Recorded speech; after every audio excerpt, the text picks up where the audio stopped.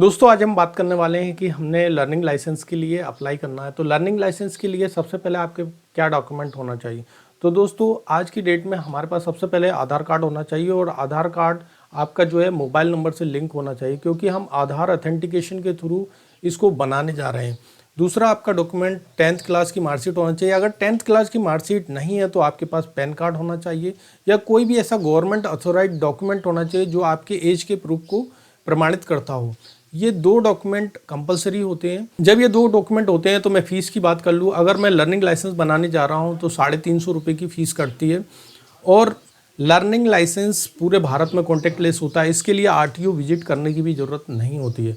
एक बार जब भी आप ऑनलाइन इसको अप्लाई करते हैं तो फाइल आपकी 24 घंटे के अंदर स्क्रूटनी पर चली जाती है और एक बार स्क्रूटनी जब हो जाती है तो स्क्रूटनी हो जाने के बाद आपको इसमें ट्यूटोरियल देखना होता है। एक बार ट्यूटोरियल 4 से 5 मिनट का जब आप ट्यूटोरियल देख लेते हैं तो ट्यूटोरियल देखने के बाद इसमें ऑनलाइन एग्ज़ाम देना होता है। ऑनलाइन एग्ज़ाम देने के तुरंत बाद ही आपका लाइसेंस जनरेट हो जाता है, इसको तुरंत आप प्रिंट निकाल सकते हो। तो दोस्तों इसको ऑनलाइन लर्निंग लाइसेंस के लिए कैसे अप्लाई करना है, इसको स्टेप बाय स्टेप मैं आपके साथ सारी चीज़ें डिस्कस करने वाला हूँ। तो वीडियो को स्किप बिल्कुल ना करें, साथ में बने रहें। तो चलते हैं डेस्कटॉप स्क्रीन पर वो ऑनलाइन कैसे करना है ये देख। दोस्तों लर्निंग लाइसेंस को बनाने के लिए सबसे पहले हमें क्रोम ब्राउज़र को ओपन करना होगा। क्रोम ब्राउज़र जैसे ही ओपन हो जाता है तो मुझे यहाँ लिखना है परिवहन सेवा। मैं जैसे ही परिवहन सेवा लिखता हूँ तो मेरे सामने गूगल सर्च पे परिवहन सेवा आ जाता है, तो मैं इस पर क्लिक कर दूंगा। और जैसे ही मैं परिवहन सेवा पर क्लिक करता हूँ तो मेरे सामने कुछ इस टाइप का इंटरफेस आ जाता है और यहाँ पर लिखा हुआ है होम परिवहन सेवा की जो ऑफिशियल लिंक है यहाँ पर दी हुई है, तो मैं इस पर क्लिक कर दूंगा दोस्तों। तो दोस्तों मैं जैसे ही इस पर क्लिक करता हूं तो परिवहन सेवा की जो होम पेज होता है मैं इस पर आ जाता हूं। मैं इसको स्क्रॉल करके थोड़ा सा नीचे आता हूं तो यहाँ पहला वाला जो ऑप्शन दिया हुआ है ड्राइवर्स लर्नर लाइसेंस, इस पर मैं मोर पर क्लिक कर दूंगा। मैं इस पर जैसे ही मोर पर क्लिक करता हूँ दोस्तों तो मैं रिडायरेक्ट हो जाता हूँ और यहाँ पर मुझे स्टेट को सिलेक्ट करना होता है। तो दोस्तों यहाँ पर मैं स्टेट वाले ऑप्शन पर यहाँ पर क्लिक कर देता हूँ तो यहाँ पर लिस्ट आ जाती है।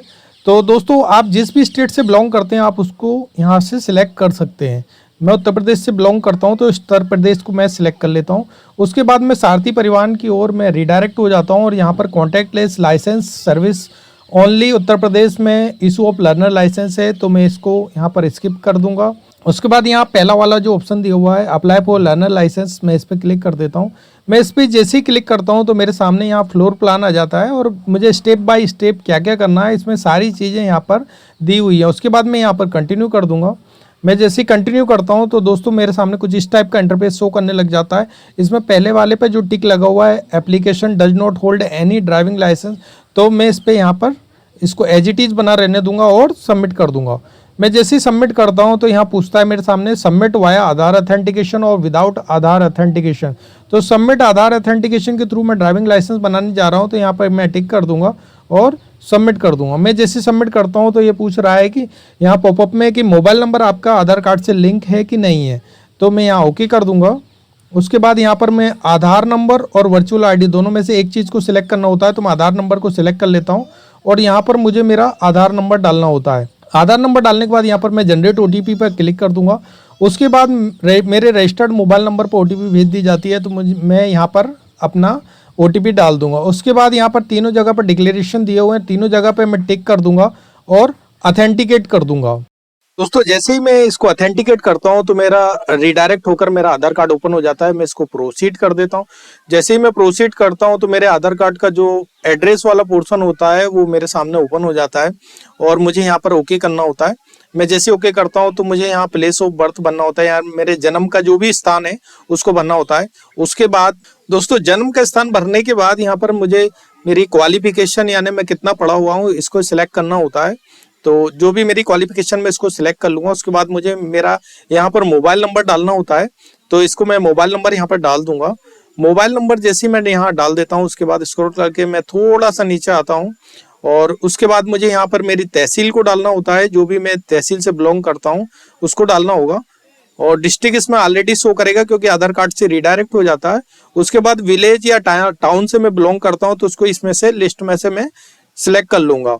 उसके बाद मैं कितने सालों से अपने स्थान पर रह रहा हूँ, लगभग जन्म का स्थान जहाँ है, मैं कितने सालों से रह रहा हूँ, जो मेरा एड्रेस है, तो उसको यहाँ पर मुझे भरना होता है। उसके बाद मैं लाइट मोटर व्हीकल और motorcycle with gear MCWG LMB दोनों लाइसेंस बना रहा हूँ, सिलेक्ट करके एरो दबा दूंगा तो सेट चला जाएगा। उसके बाद मुझे सेल्फ डिक्लेरेशन को बनना होता है। तो दोस्तों सेल्फ डिक्लेरेशन अगर आपको बनना नहीं आता है तो पहला नो, दूसरा यस और बाकी सब नो करने के बाद मैं डिक्लेयर कर दूंगा और सबमिट कर दूंगा और ओके कर दूंगा।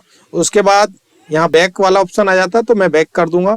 उसके बाद ऑर्गन डोनेट पर मैं नो कर दूंगा। उसके बाद मैं यहाँ पर सबमिट कर दूंगा और मैं जैसे ही सबमिट करता हूँ तो मेरे सामने कॉन्ग्रेचुलेशन का मैसेज आता है, यानी मेरा जो एप्लीकेशन है वो एक्सेप्ट कर ली गई है एम परिवहन की तरफ से। तो कॉन्ग्रेचुलेशन के मैसेज को मैं ओके कर दूंगा। उसके बाद मेरा एप्लीकेशन रेफरेंस स्लिप जनरेट हो जाती है। इसको मैं नोट डाउन करके रख लूंगा, क्योंकि कभी कभी ऐसा होता है कि सिस्टम एरर के कारण ये एकदम से गायब हो जाता है, और अगर ये गायब हो गया तो आपके पास एप्लीकेशन नंबर और डेट ऑफ बर्थ अगर आपके पास है तो आप इसको एप्लीकेशन स्टेटस से डायरेक्ट इसको ओपन कर लेंगे। तो दोस्तों इसको नोट डाउन करना बहुत जरूरी है। उसके बाद मैं दोस्तों यहाँ पर नीचे स्क्रॉल करके थोड़ा सा नीचे आऊंगा दोस्तों। इसके बाद मैं इसको यहाँ पर सबमिट कर दूंगा। अब दोस्तों मैं एप्लीकेशन स्टेटस वाला ऑप्शन पे आ जाता हूं, क्योंकि मैं जैसे सबमिट किया था तो मैं एप्लीकेशन स्टेटस वाले ऑप्शन पे आ जाता हूं। यहाँ application number, date of birth मेरा यहाँ पर शो कर रहा है। अब मुझे यहाँ कैप्चा डालकर इसको सबमिट करना होता है। तो दोस्तों जैसे ही मैं इसको सबमिट करूंगा अब मेरी एप्लीकेशन यहाँ पर ओपन हो जाती है। फोटो समेत सब शो कर रहा है। मेरी पहली स्टेप यहाँ पर कंप्लीट हो गई है। दूसरी स्टेप को कंप्लीट करने के लिए मुझे यहाँ पर प्रोसीड करना है। उसके बाद डिक्लेरेशन करने के बाद ओके कर दूंगा मैं।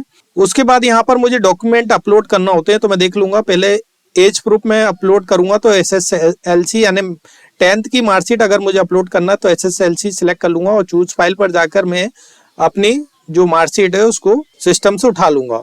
दोस्तों डॉक्यूमेंट जब भी आप अपलोड करेंगे तो इसको सेल्फ अटेस्टेड होना चाहिए, यानी इस पे डॉक्यूमेंट की पहले रंगीन कॉपी करें, उसके बाद नीचे साइन कर दें, उसके बाद ही इसे अपलोड करें। इस फाइल पे अब चले जाता हूँ। उसके बाद मैं सिलेक्ट करने के बाद यहाँ अपलोड कर दूंगा। अपलोड करने के बाद मुझे यहाँ कंफर्म करना होता है कि आपका डॉक्यूमेंट सेल्फ अटेस्टेड है।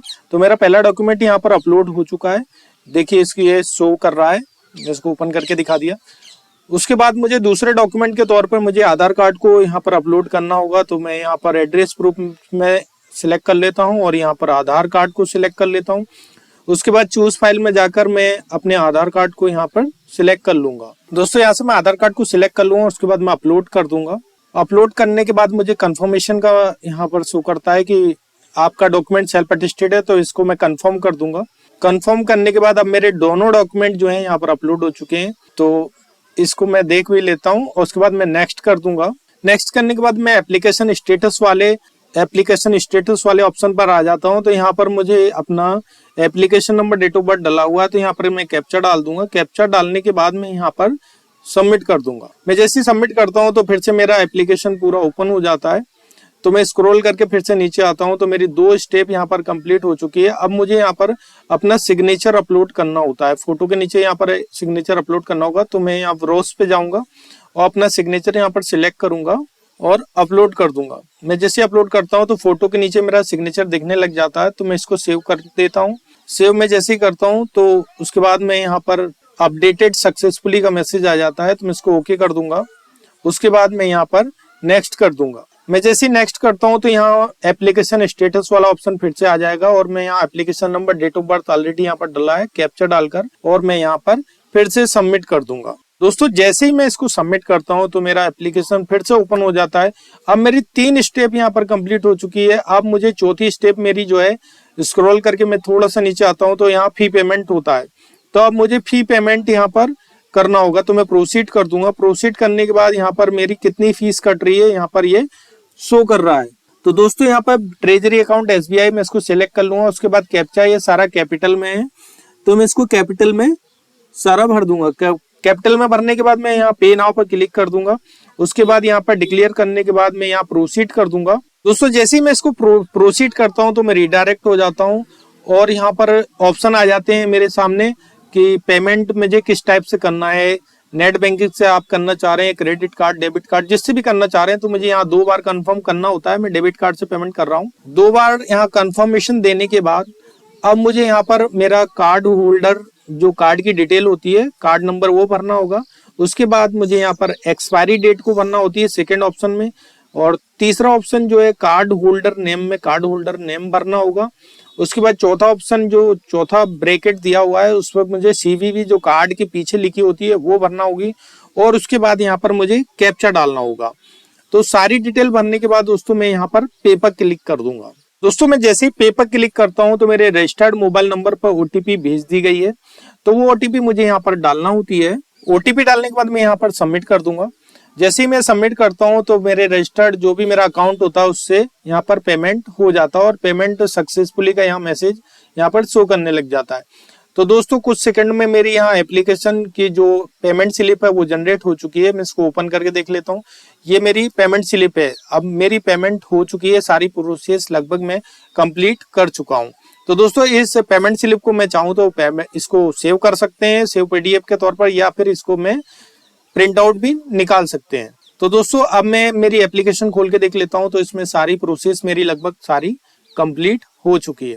तो दोस्तों अब मेरी फाइल जो है वो स्क्रूटनी पे चली जाती है, और स्क्रूटनी होने में लगभग 1 से 2 घंटे का टाइम लगता है। 1 से 2 घंटे में जैसे ही मेरी स्क्रूटनी हो जाती है, स्क्रूटनी हो जाने के बाद दोस्तों मुझे जो ट्यूटोरियल होता है उसको देखना होता है। लगभग 5 मिनट मुझे अपना रोड सेफ्टी ट्यूटोरियल जो होता है उसको चलाना होता है। 5 मिनट रोड सेफ्टी ट्यूटोरियल चलाने के बाद मुझे फिर एग्जाम देना होती है, और एग्जाम देने के बाद तुरंत ही मेरा लर्निंग लाइसेंस जो है इशू हो जाता है। तो दोस्तों स्टेप बाय स्टेप मैंने आपके साथ सारी चीजें डिस्कस की हैं, और दोस्तों मेरे अगर बताने का तरीका अच्छा लगा तो दोस्तों एक लाइक तो बनता है, और अगर मेरे चैनल पर पहली बार आए हैं तो चैनल को सब्सक्राइब करें, लाइक करें, कमेंट करें और शेयर करें। तो दोस्तों इसी टाइप की वीडियो देखने के लिए मेरे चैनल पर आते रहें, और थैंक यू सो मच।